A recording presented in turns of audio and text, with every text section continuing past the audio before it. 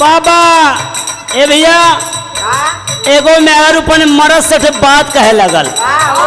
कहे राजा काले देखा आजमगढ़ में एगो नया मनैया आइल बा कहे तू कैसे जल्लू कहे हमार सखी बतौलस है कहे तो हम बतावत हो का बता मास्टर। आजमगढ़ में आयल बा सोनार यार भाला माँ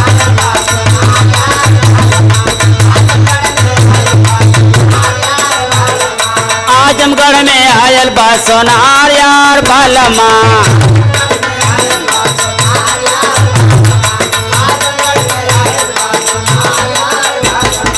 आजमगढ़ में आयल बा सोनार यार बालमा सोनार यार बालमा ठीकवा गढ़ेला रउआ धार यार बालमा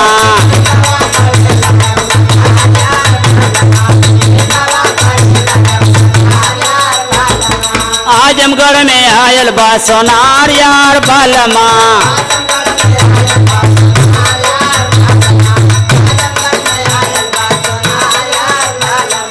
आजमगढ़ में आयल बा सोनार यार बालमा सोनार यार बालमा झूलनी गढ़ेला रउआ धार यार बालमा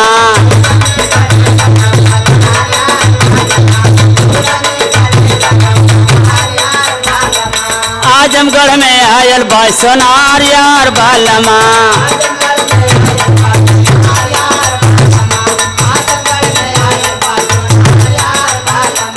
आजमगढ़ में आयल बा सोनार यार बालमा सोनार यार बालमा झुमका गढ़ेला झोंपेदार यार बालमा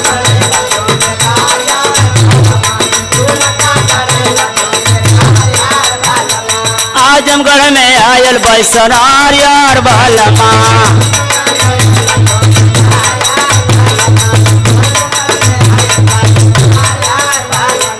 आजमगढ़ में आयल बा सोनार यार बालमा सोनार यार बालमा हरावा गढ़ेला खरीदार यार बालमा हरावा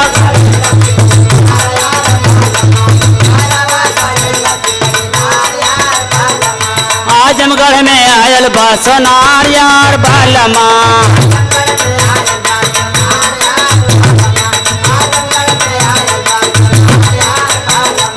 आजमगढ़ में आयल बा सोनार यार बालमा सोनार यार बालमा नाथिया गढ़ेला झोंपेदार यार बालमा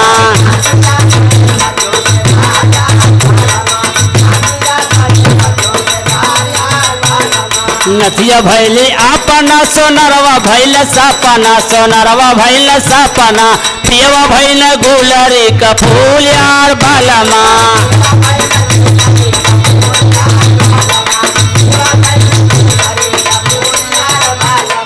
आजमगढ़ में आयल बा सोनार यार बालमा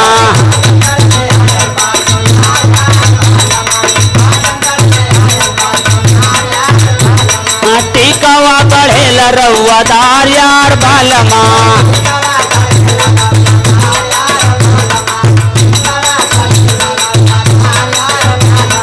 झूलनी गढ़ेला झोंपेदार यार बालमा